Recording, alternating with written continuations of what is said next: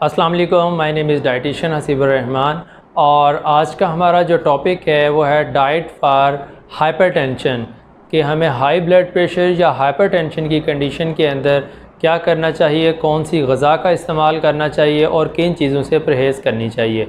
अब सबसे पहले हम बात करेंगे कि हाइपरटेंशन की कंडीशन के अंदर हमारी जो रेंज है ब्लड प्रेशर की वो क्या होती है।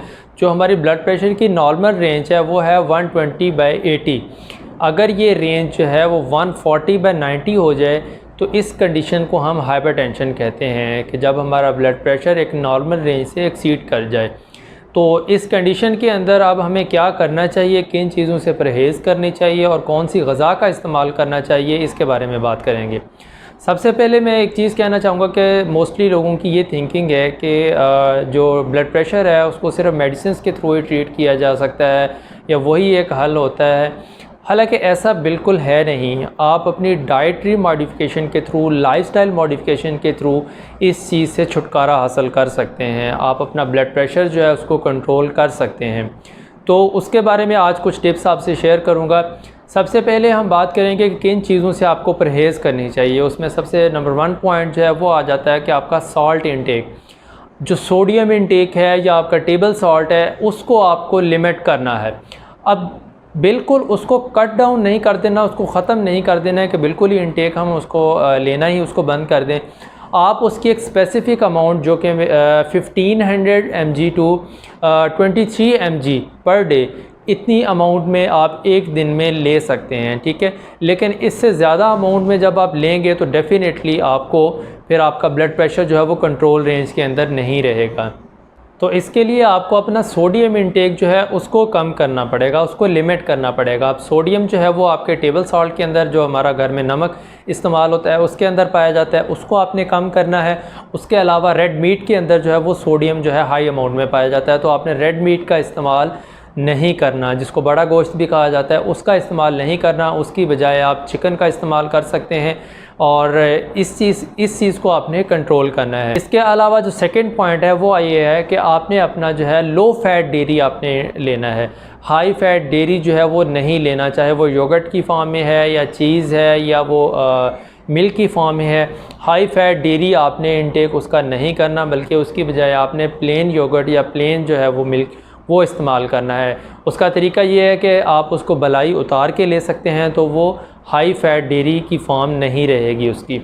ये था आपका सेकंड पॉइंट। आपको चाहिए कि आप जो भी फूड लें, जो भी प्रोडक्ट लें, उसकी लेबलिंग लाजमी पढ़ें, उसकी न्यूट्रिशनल वैल्यू पढ़ें, ताकि आपको पता हो कि आप एक दिन के अंदर कितनी अमाउंट में जो है वो सोडियम इंटेक कर रहे हैं। थर्ड पॉइंट है कि आपने स्मोकिंग नहीं करनी। स्मोकर्स जो होते हैं उनके लिए ये चीज़ बहुत ज़्यादा इंपॉर्टेंट है कि जितना वो स्मोकिंग करेंगे उनका ब्लड प्रेशर की रेंज जो है वो उतनी ही बढ़ती जाएगी। उनकी जो वेजल्स हैं, ब्लड वेजल्स, वो जो हैं उनमें स्ट्रेचिंग आती जाएगी। खिंचाव जितना ज़्यादा बढ़ता जाएगा उतने ही प्रॉब्लम्स उनके बढ़ते जाएंगे, ब्लड प्रेशर उनका उतना ही ज़्यादा होगा। तो इसके लिए ज़रूरी है कि आप जो है वो स्मोकिंग को छोड़ दें।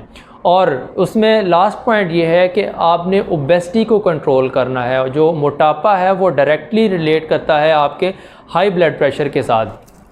अगर आपका ब्लड प्रेशर जो है, मोटापा जितना ज़्यादा होगा आपका जो है वो ब्लड प्रेशर उतना ही ज़्यादा बढ़ता जाएगा। तो आपने इस चीज़ की जो रेंज है वो नॉर्मल रखनी है। उसको आप BMI बेस पे भी कैलकुलेट कर सकते हैं।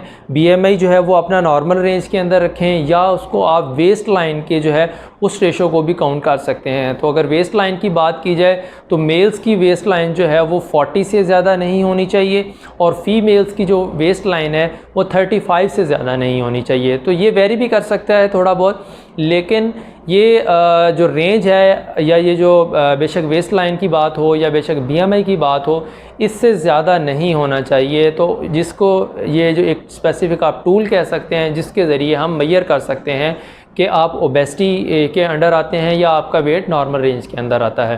तो इसलिए आपने अपना मोटापा जो है उसको कंट्रोल में रखना है, वज़न अपना जो है वो अपना मेंटेन रखना है।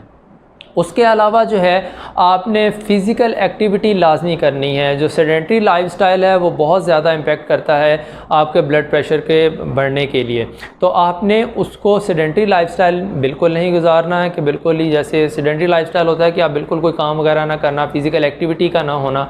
तो ये चीज़ आपके ब्लड प्रेशर को बढ़ाएगी। तो आपने फ़िज़िकल एक्टिविटी लाजमी करनी है, बेशक दिन में 20 से 30 मिनट करें, ठीक है। उसमें आप जो है वो सिंपल वॉक कर सकते हैं, कोई और एक्टिविटी कर सकते हैं, लेकिन ये चीज़ आपके जो है वो ब्लड सर्कुलेशन को इम्प्रूव करेगी। तो इसके लिए आपने जो है फ़िज़िकल एक्टिविटी एक दिन के अंदर वो लाजमी रखनी है। अब वो हम उन पॉइंट्स के ऊपर आ जाते हैं कि जिनके थ्रू आपको जो डाइट है या डाइटरी जो मॉडिफिकेशंस हैं उनके थ्रू आप जो है वो इम्प्रूव कर सकते हैं अपने ब्लड प्रेशर को। अब उसमें सबसे पहले आ जाता है कि आपने जो है अपना जो पोटेशियम और मैग्नीशियम जो है उसका इंटेक ज़्यादा करना है। अब पोटेशियम जो है वो आपका बनाना के अंदर, सैल्मन फ़िश जो होती है उसके अंदर, और इसके अलावा जो है प्लेन योगर्ट इसके अंदर पाया जाता है। तो ये आप अपना इसका इंटेक लाजमी पर डे रखें, ये आपके ब्लड प्रेशर को एक रेंज के अंदर सेट रखेगा। और जो मैग्नीशियम है वो आपके होल ग्रेन्स के अंदर, आपके स्पिनच पालक के अंदर, और आपके बीन्स, ठीक है, आपके नट्स, ठीक है, स्पेशली वॉलनट्स जो हो गया, इनके अंदर जो है वो मैग्नीशियम पाया जाता है। तो ये आप पर डे इसको लाजमी इसका इंटेक करें। ये आपके जो ब्लड प्रेशर का जो लेवल है इसको मेंटेन रखने में आपकी लाजमन हेल्प करेगा। अब इसके अलावा आपको जो है वो आपने जो है फ्लैक्स सीड्स का इस्तेमाल कर सकते हैं, जिसको अलसी के बीज कहा जाता है। अलसी के बीज जो है वो आप बेशक उसको किसी भी खाने के साथ इस्तेमाल कर लें, या बेशक उसको पाउडर फॉर्म में या ग्राइंड करके उसको बेशक पानी के साथ इस्तेमाल कर लें।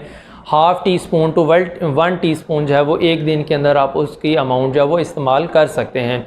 ये आपके जो है वो ब्लड प्रेशर को नॉर्मल रेंज रखने में भी हेल्प करेगा। इसके अलावा जो है वो बीट जूस जो है, बीट रूट चुकंदर भी जिसको कहते हैं, उसका जूस भी आप पी सकते हैं। वो भी आपको हेल्प करेगा आपके ब्लड प्रेशर को नॉर्मल रेंज के अंदर रहने के लिए। जो ब्लड वेसल्स की वॉल्स जो होती हैं ये उनको रिलैक्स करता है, जिसकी वजह से आपका ब्लड प्रेशर राइज़ नहीं होता है। तो बीट रूट जूस या बीट जूस जो है ये भी आपके ब्लड प्रेशर को नॉर्मल रखने के लिए बहुत ही अहम किरदार अदा करता है। तो ये कुछ पॉइंट्स थे, ये कुछ डाइटरी मॉडिफिकेशंस थी जिनके थ्रू आप अपना ब्लड प्रेशर जो है वो नॉर्मल रेंज के अंदर रख सकते हैं। और इसके अलावा जो है एक दो बातें मैं आपसे और शेयर करूंगा कि आपने अपना जो है वो स्लीप एंड वेक साइकिल ज़रूर नॉर्मल रखना है, ठीक है। नॉर्मल अपनी रूटीन उसको रखें ताकि जो आप मेंटली है वो रिलैक्स रहें। और क्योंकि जितना ज़्यादा स्ट्रेस बढ़ता जाएगा तो आपका ब्लड प्रेशर की रेंज जो है वो भी उतनी ही बढ़ती जाएगी। तो ये कुछ पॉइंट्स थे, आई होप कि आपको पसंद आए होंगे। आप इन पर अमल करेंगे तो डेफ़िनेटली आपके जो है इंशाल्लाह आपका ब्लड प्रेशर वो भी एक नॉर्मल रेंज के अंदर रहेगा और आप हेल्दी फील करेंगे। इंशाल्लाह अगली वीडियो के साथ फिर हाज़िर होंगे, तब तक अल्लाह हाफिज़।